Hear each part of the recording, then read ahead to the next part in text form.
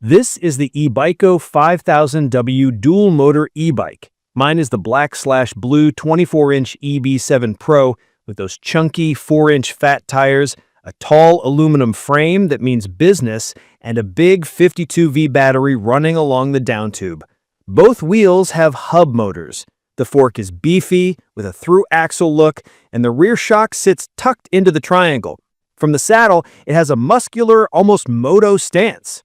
Even before powering it on, the weight and the wide tires tell the story. This is built for power and rough roads. From my experience, the unboxing and setup feels straightforward if you've put a bike together before, but it isn't a quick job. It arrived mostly assembled with a toolkit in the box. I mounted the front wheel, handlebars, pedals, adjusted the brake calipers so they didn't rub, and trued the rotor a touch.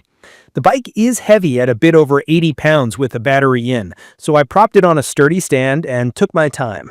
I checked all the bolts with a torque wrench and used a dab of thread locker on the stem and rack hardware. The brand suggests keeping the packaging for a month, and I agree. It's a smart backup if you need to ship it for service. Once on the ground, the cockpit is familiar. A bright LCD, a left side selector for pedal assist levels, a button to switch single motor to dual motor, a trigger shifter for the Shimano 7-speed, and hydraulic brake levers with a reassuring pull. There's a headlight that's actually usable at night, a brake-activated tail light, full fenders, and a rear rack that's handy for a bag or small crate. I wish it came with turn signals out of the box, given the speed potential, but those can be added later. The battery is removable and lockable, and the pack has a smart BMS for protection in normal use. The first ride made me laugh out loud. Dual motors on, PAS 5, and the surge is real. Torque hits quick and hard, and the bike claws forward with that all-wheel drive pull that helps on sand, gravel, and steep climbs. On pavement, it takes a light touch because the front can bite and track straight if you accelerate mid-turn. In my opinion, the braking system is correctly matched to the bike's power. The hydraulic discs are strong and predictable, and the big tires give a huge contact patch that shortens stopping distance. I still modulate the rear a bit earlier than the front to keep the chassis settled, but overall, it feels confidence-inspiring. About speed, the listing talks about 45 miles per hour no load and around 40 miles per hour under load in the highest assist. My GPS runs matched that general picture with the right conditions. Tucked in slightly, fresh charge, light wind, and a flat stretch, I've seen an indicated 40 miles per hour with dual motors. Cruising in the low 30s is effortless, which is where I spend most of my time when the road is clear. I keep the display speed limit conservative when I'm in town because this much acceleration can surprise pedestrians and drivers. Check your local rules. The display can be set to class 1, 2, or 3 behavior by limiting throttle and speed, and that helps stay compliant. Range is where the big battery pays off. The brand calls it 52V 32AH, and that math suggests about 1,664 watt-hours. The spec sheet sometimes lists 1,560 watt-hours in another line, which hints that packs may vary a bit or rounding is involved. From my experience, riding single motor in PAS 2 to 3 at 15 to 20 miles per hour on mixed surfaces, I can stretch into a very long ride before I think about charging. Dual motor at high speed shortens that quickly, which is normal. I've had throttle-only rides cross 30 miles without nursing it, and careful PAS riding can go way beyond that. If you're new to e-bikes, watt-hours are basically the gas tank size. Big numbers mean more range, but how you ride matters more than the label. Headwinds, hills, tire pressure, and frequent full throttle blasts will eat into the estimate. On broken pavement and dirt trails, the combo of fat tires and full suspension keeps things smooth. The front fork is lockable and adjustable, so I dialed in more rebound control to reduce brake dive and bob. The rear shock smooths chatter and small rocks better than I expected at this price, though I cooked a close ear on the rear triangle hardware after a few weeks and snugged some bolts as a precaution. With tire pressure around 12 to 15 psi off-road and closer to 18 to 20 psi on pavement, grip is great and the ride feels planted. It's not a flickable bike. The weight is a tax you pay for stability and power. On sandy paths, the bike just tractors forward, where a skinny tire e-bike would spin out. Ergonomically, the standover height is on the tall side. The top tube isn't friendly if you're shorter or like quick step-through mounts.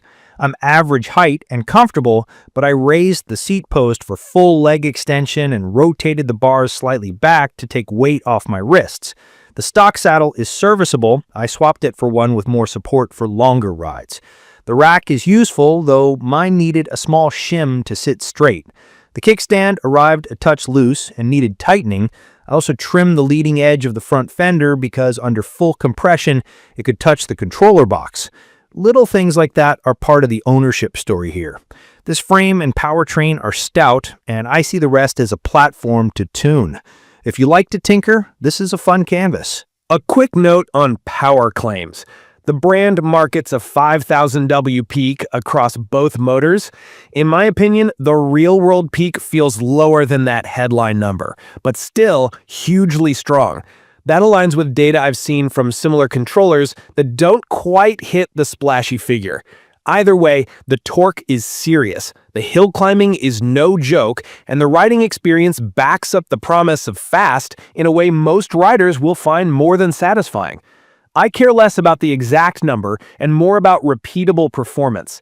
This delivers repeatable power and heat management that hasn't thermal limited me on long hills yet, which is what matters. Key features that stand out to me are the dual-motor all-wheel drive option for traction, the 4-inch tires that keep the bike stable on loose surfaces, the hydraulic disc brakes that match the speed, the 7-speed gearing that helps you pedal comfortably at different speeds, the removable and lockable high-capacity battery with basic weather protection, and the full suspension that saves your back on cratered streets. The rated 330-pound max load is realistic for bigger riders or those carrying gear, and the 1-year limited warranty on major components is reassuring for a machine at this performance level. It's perfect for riders with hilly commutes, beach access, or mixed surface routes who want to cover long distances fast. From my experience, it shines most when I assigned it a role before I leave home. If I set it to single motor and lower assist, it becomes a surprisingly efficient cruiser with tons of battery and reserve. If I pick dual motor and high assist, it turns into a power tool that makes climbs and sand feel trivial but burns more juice. It doesn't love constant stop and go in dense city traffic because of the weight and the strong initial surge. It prefers open stretches, bad roads, and steep grades. I'd recommend this for experienced riders who respect torque, want AWD traction for dirt and sand, and don't mind doing light maintenance. It's also a great fit for DIY fans who like to upgrade contact points, maybe add a twist throttle, change tires, or swap the fork later. In my opinion, a brand new rider would be better off starting with something tamer before stepping up to a dual motor bike this quick. If you live up 3 flights of stairs, the weight will test your patience. If you have a garage, yard, or ground floor storage, the size is a non-issue. There are quirks worth noting. The battery indicator will sag under heavy load and bounce back after a minute of rest. That's normal for high-draw systems. The throttle and PAS ramp can feel abrupt until you reduce the start strength in the display menu. Screws and spokes like to settle in the first 100 miles. A once-over and a wheel truing at a shop aren't a bad idea. Tires come with pronounced center tread. I added tire liners because flats on heavy e-bikes are no fun. I also adjusted the brake lever reach to match my hands, which made control more precise during hard stops. Safety-wise, I treat this like a small moto.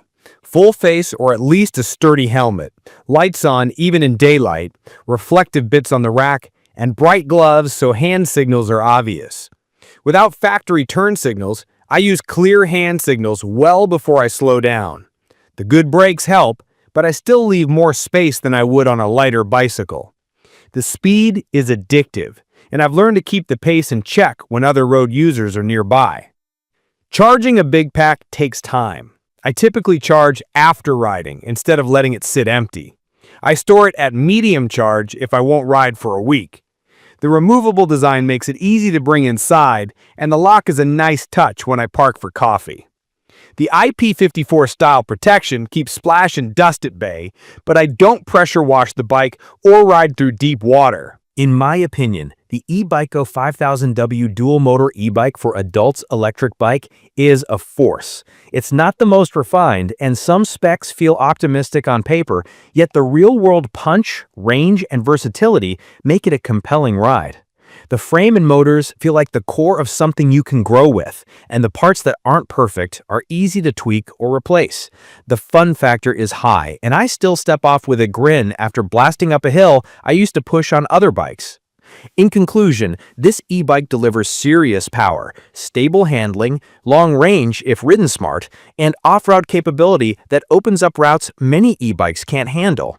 It asks for respect, rewards a bit of tinkering, and gives back a ride that feels bold and capable. If that's what you're after, it's worth a spot on your short list. I will leave detailed information about the EBycco 5000W dual-motor e-bike for adults electric bike in the comments for your reference. Thank you for watching.